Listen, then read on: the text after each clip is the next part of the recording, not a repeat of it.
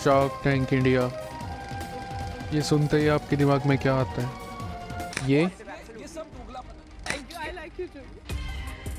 चार मसाले बताइए आप। या फिर ये? अगले साल 12.5 लाख, उसके अगले साल 25 funding and acquisition opportunities, sales वाला बिजनेस है। इससे एक 100 करोड़ का ब्रांड बन सकता है। आई कैन गारंटी आधे से ज़्यादा लोगों के मन में फर्स्ट सेट वाली इमेजेस आई होगी, है ना? तो हम क्या देख रहे हैं ये? या इसका मतलब शार्क टैंक इंडिया अपना रेलेवेंस खो चुका है, या आपको बिजनेस शो बोल के मीम्स, मजाक और लड़ाइयाँ बेची जा रही है? इसमें कौन गलत है, आप ऑडियंस या शो वाले? और डिस्कस करते हैं क्या है शार्क टैंक इंडिया के नेगेटिव्स और पॉजिटिव्स भी, ताकि आप लोग खुद से अपना डिसीजन ले सके कि क्या करना है। और आखिर में मेरे पास आप लोगों के लिए एक स्पेशल टिप भी है, तो चलिए शुरू करते हैं। छोटी और आसान भाषा में बात करें तो शार्क टैंक इंडिया अमेरिका का एक शो शार्क टैंक से इंस्पायर्ड है, जिसमें कि न्यू बिजनेस एंटरप्रेन्योर्स अपने बिजनेस के आइडियाज़ को पिच करते हैं। जिसमें शार्क्स, जो कि बहुत बड़े बिजनेसमैन हैं, जिनके पास पैसा है, वो उस बिज़नेस में इन्वेस्ट करते हैं और अपनी एक्सपर्टीज से उस बिज़नेस को बढ़ाते हैं। शार्क टैंक इंडिया का पहला सीज़न दिसंबर 2021 को एयर हुआ, जिसके बाद इस शो ने बहुत ज़्यादा पॉपुलैरिटी हासिल करी। आप इसकी पॉपुलैरिटी का अंदाज़ा इसी से लगा सकते हैं कि पहले और दूसरे सीज़न को मिला के 2 लाख से भी ऊपर एप्लीकेंट्स ने अप्लाई किया, जिसमें से कि मात्र 388 बिजनेसेस को पिच देने का मौका मिला। और इसी पॉपुलैरिटी और रश से शुरू होती है प्रॉब्लम्स की बात शुरू करें तो सबसे बड़ी प्रॉब्लम जो कि शार्क टैंक इंडिया से रिलेटेड है, वो है कैंसल्ड और डिलेड डील्स। काफ़ी सारे news portals, social media influencers और रिपोर्ट्स का ये दावा है कि शार्क टैंक में आई डील्स या तो शार्क ज़्यादा डीले की जाती है ताकि वो देख सके कि उस बिजनेसेस ने शो के टेलीकास्ट होने के बाद कितनी पॉपुलैरिटी ली, ताकि वो डिसाइड कर सके कि उसमें इन्वेस्ट करना है कि नहीं। या फिर बहुत सारे बिजनेसेस को तो उन्होंने जवाब ही नहीं दिया है कि वो उस बिजनेसेस में आगे इन्वेस्ट करेंगे कि नहीं। जैसे कि प्राइवेट सर्कल की एक रिपोर्ट की माने तो शार्क टैंक सीज़न 1 में 65 डील्स हुई, जिसमें से सिर्फ 28 डील्स ही फाइनल हो पाई। वहीं INC 42 की रिपोर्ट की माने तो सीज़न 1 और सीज़न 2 मिला के कुल 123 करोड़ की डील्स हुई, जिसमें से सिर्फ 20% डील्स फाइनल हो पाई। यहाँ तक कि कुछ बिजनेसेस ने यह भी कहा है कि जब वो फंडिंग लेने के लिए शार्क्स के पास गए तो उनके साथ बदतमीजी की गई और ये कहा गया कि तुमसे बिजनेस नहीं हो पाएगा। और इसी पॉपुलैरिटी की बात करें तो शार्क्स जितना बिजनेसेस में इन्वेस्ट कर रहे हैं, उससे ज़्यादा फ्री की मार्केटिंग करके अपना पैसा बचा रहे हैं। और ये बात तो शार्क टैंक इंडिया के शार्क्स खुद मानते हैं कि वो अपनी कंपनी और खुद की पॉपुलैरिटी के लिए यहाँ पर आए हैं। नहीं तो आप बताइए, शार्क नमिता को छोड़ के सारे शार्क्स B2C फोकस ब्रांड्स के क्यों हैं?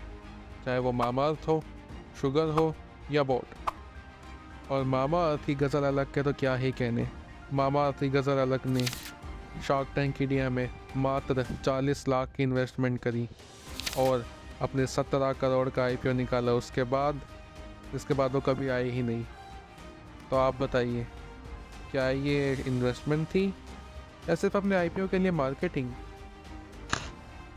लेकिन अगर आपको लगता है कि ये फॉल्स और अनएथिकल प्रैक्टिसेस सिर्फ शार्क्स करते हैं, हो सकता है तुम गलत हो। जिन लोगों ने शार्क टैंक US फॉलो किया था, या फिर शार्क टैंक इंडिया सीज़न 1 की पॉपुलैरिटी के बाद शार्क टैंक इंडिया एक फंडिंग का सोर्स कम बल्कि एक मार्केटिंग का टूल ज़्यादा बन गया था।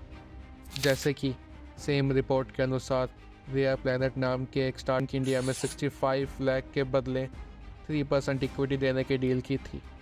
लेकिन शार्क टैंक इंडिया के टेलीकास्ट होने के बाद उनकी पॉपुलैरिटी इतनी बढ़ गई कि उन्होंने 75 लाख लिए सिर्फ 1% अपनी इक्विटी के लिए, जो कि उस डील का 3.5 गुना है। पैसा ही पैसा होगा। अब मान लीजिए आपने शार्क टैंक इंडिया की एक पिच देखी जिसमें शार्क्स ने एक बिजनेस में इन्वेस्ट किया। अब आपके मन में शार्क्स को लेके भी एक पॉइंट ऑफ व्यू है और उस बिज़नेस की भी मार्केटिंग हो गई। और मान लीजिए इसके बाद उस डील में काफ़ी सारे चेंजेस हुए जो कि आपको नहीं पता चले। तो अब आप बताइए, इसमें कौन पागल बना, शार्क्स, वो बिज़नेस, या फिर हमने शार्क टैंक इंडिया के नेगेटिव्स की बात की, इसका मतलब ये नहीं कि शो के कोई पॉजिटिव्स ही नहीं है। शार्क टैंक इंडिया के पॉजिटिव्स की बात करें तो शार्क टैंक इंडिया की पॉपुलैरिटी इतनी बड़ी कि आज गली गली और घर घर में बिजनेस टर्म्स जैसे कि एबिटा, कैक, पैट, इन सब की बातें होती हैं। हर इंसान आजकल बिजनेस को एनालाइज करता है या फिर कोई ना कोई स्टार्टअप करना चाहता है। इससे हमारे समाज में और हमारी सोसाइटी में, पूरे इंडिया में एक स्टार्टअप इकोसिस्टम बन गया है जिसको हमारी सरकार भी प्रमोट कर रही है। और इन्हीं कुछ वजहों से आज India third largest startup market है पूरे वर्ल्ड का, जिस पे हमें प्राउड होना चाहिए। वरना सोचिए ना, जब बाहर के लोग इंडिया आते थे तो वो ये बोलते थे कि in terms of business India lakhs innovation. और इसी इकोसिस्टम के पुश और बढ़ने के कारण आजकल बिजनेस ही नहीं बल्कि काफ़ी सारे वीसीज भी आ गए हैं जो कि बिजनेसेस और स्टार्टअप में इन्वेस्ट कर रहे हैं, जिससे कि सिर्फ बिजनेस इकोसिस्टम ही नहीं, हमारी इकोनॉमी एज होल भी बढ़ रही है। तो अब फाइनली बात करें तो आपको ये शो देखना चाहिए कि नहीं। इसके लिए आप एक बार चैनल के पर्सपेक्टिव से सोचिए। तो चैनल के पर्सपेक्टिव से सिर्फ एक नॉर्मल एंटरटेनमेंट शो है जिसका काम है आप लोगों को एंटरटेन करना, टीआरपी लाना और पैसे कमाना।